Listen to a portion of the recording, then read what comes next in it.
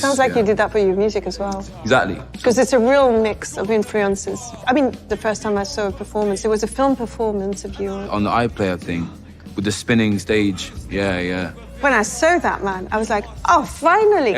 Someone who's mixing hip-hop with punk and grunge. And I was so happy about that. I definitely grew up with, like, we call it, like, grime tunes, like Southside. Yeah. And it was just like, and you would kind of know it was, like, I guess, a 90s thing. Yeah. Like, or early 2000s thing of, like, I'm from East, I'm from South, I'm from North.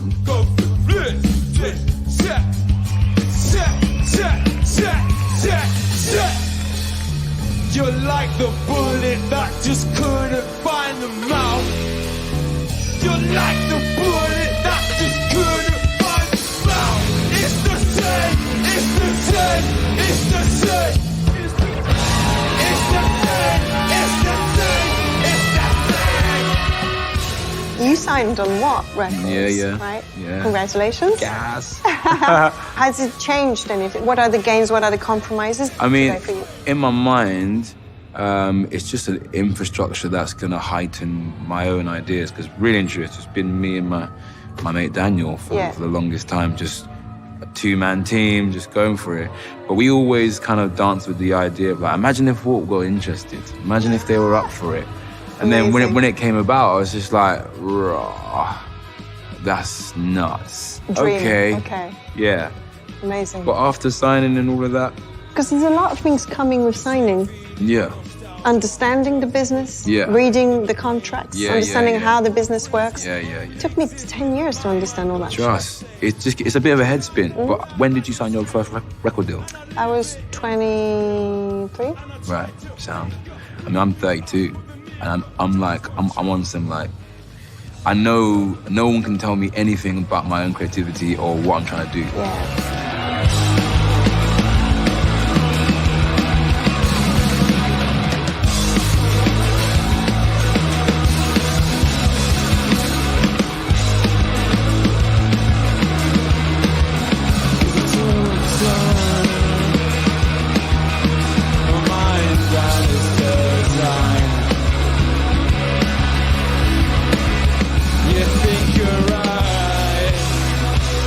I have a present for you. Really?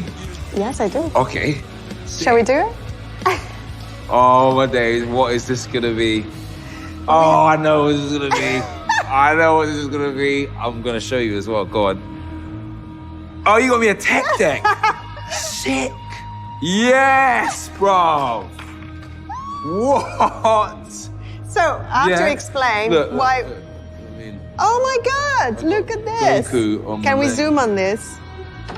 me. We have the tattoo. We got you this because on your rider, you asked for a Dragon Ball Z poster. You done, no. We did it. Well, you crazy? No, we're not crazy. Give me a squeeze. Oh, Thank you so much. Thank you so much.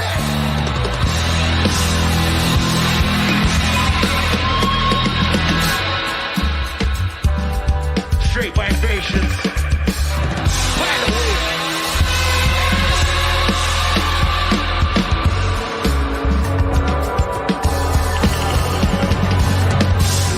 Thank you very much. We've been with you. See you next time.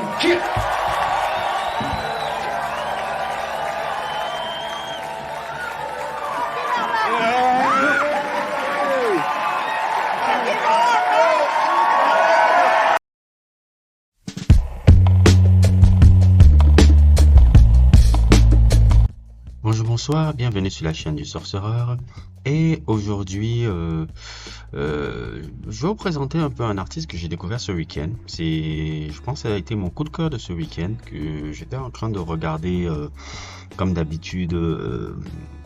Vous savez, à Bandcamp, il y a souvent ce truc le vendredi, c'est Essential Release de la semaine, où les chroniqueurs de Bandcamp te montrent un peu des artistes intéressants, un peu qu'ils ont découvert dans la semaine, et c'est toujours ma manière de découvrir de nouveaux artistes. Et je suis tombé par hasard par rapport à ce mec qui s'appelait Woulou, que je connaissais pas du tout, qui est un artiste qui est là apparemment depuis 2015. Et son dernier projet dont j'ai oublié un peu le titre, il faut que je me rappelle un peu pour ne pas raconter On a raconté un peu des sottises. Le projet s'appelle Learning to Swim on Empty, qui est son dernier EP. Il a déjà eu un album qui s'appelle Logger 8, je crois, si je me trompe pas. Qui était sorti 2 ans avant. Et un premier album aussi qui était sorti sur le qui s'appelait, je crois que c'est Ginga ou Ginger, je sais plus quoi et tout. Je vais essayer de mettre ça en montage pour que vous puissiez savoir exactement ce que c'est.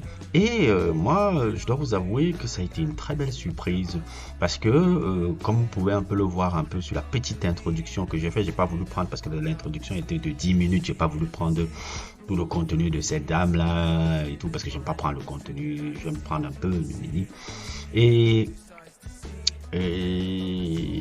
sa musique est une belle surprise parce que son dernier projet là que j'ai suivi là, son dernier EP, c'est un peu un mix de pop, de grunge, de punk, qui est très, on ne peut pas définir vraiment le genre, et c'est un incroyable musicien comme vous l'avez pu le voir sur l'intro.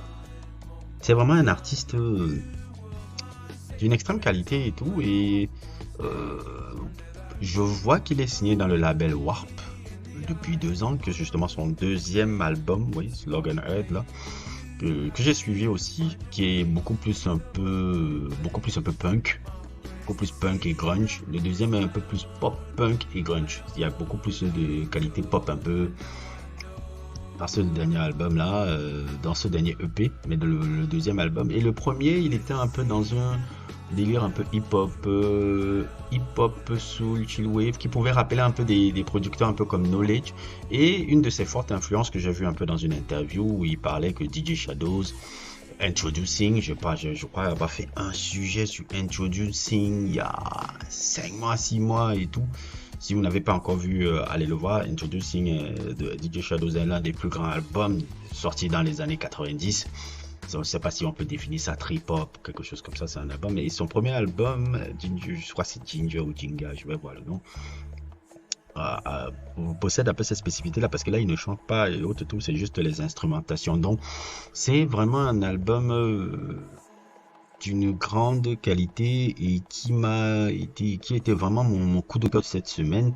Un de mes sons préférés, c'est celui que vous entendez là, Sinner, que j'ai même utilisé dans le mixing de trucs de DJ que la plupart des abonnés ont écouté hier. J'ai même vu que ça a plu à certains abonnés. Merci, j'en ferai d'autres. Il y a d'autres qui arrivent, d'autres mix qui arriveront encore dans la page, à moins que je n'ai pas trop de problèmes avec les droits d'auteur et autres et tout. C'est souvent ça qui est un peu dangereux. Et un autre morceau, le dernier morceau, Clownest aussi, qui me faisait passer un peu au morceau de Outkast, Think Love, un peu dans Stankonia. Last Night With You, Mount Ash, Young Swimmer, presque tout l'album m'a plu. Un des gars qui a travaillé l'album, c'est un des membres du groupe Black Midi. Je sais pas si vous avez déjà entendu parler de ce groupe-là, qui est très en grande indie rock, parce que Black Midi, c'est un groupe qui a un peu une sélection dans les projets qu'ils ont sortis. Et son dernier album a été travaillé par justement le mec, le Black Midi, et aussi Logger 8 aussi avait été travaillé par le gars de Black Midi qui s'appelle Mika Levy. Ils ont travaillé là-bas et tout. Un de ses collaborateurs favoris, c'est son frère. C'est-à-dire c'est son frère avec qui généralement il travaille, et un des gars qui est aussi un des très bons trucs, la Mika Levy, qui est un incroyable artiste de Black Midi. Black Midi, je vous conseille vraiment d'écouter un peu la musique de Black Midi. Black Midi, c'est quelque chose qui est super génial et tout. Donc je ne sais pas quoi encore dire un peu par rapport à ce sujet-là, je ne sais pas comment je pourrais encore mieux vous présenter le personnage que de partir l'écouter. Les disques sont disponibles sur Spotify, vous pouvez l'écouter là-bas. Mais c'est quelqu'un qu'il faudra suivre, intéressant. Est-ce que c'est quelqu'un que j'estime qui aura un gros succès? Je ne pense pas qu'il ait le profil de gars et autres et tout.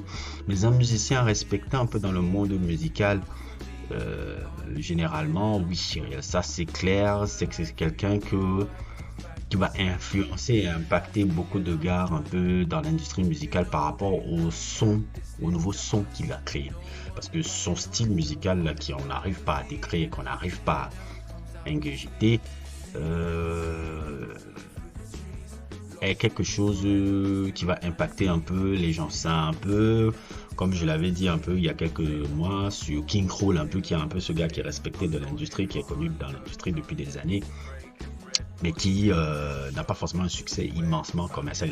Il a du succès, mais il n'a pas un succès mainstream et incroyable et tout. Si vous n'avez même pas vu mon sujet sur King Krul, allez le voir aussi, parce que je l'ai fait il y a quelques mois aussi. Si vous n'avez pas encore vu, allez le checker aussi. Je le mettrai le lien en description. Bref, je crois que c'est globalement ce que je pourrais dire un peu sur Wooloo. Donc n'hésitez pas à liker, n'hésitez pas à vous abonner et à plus pour d'autres aventures.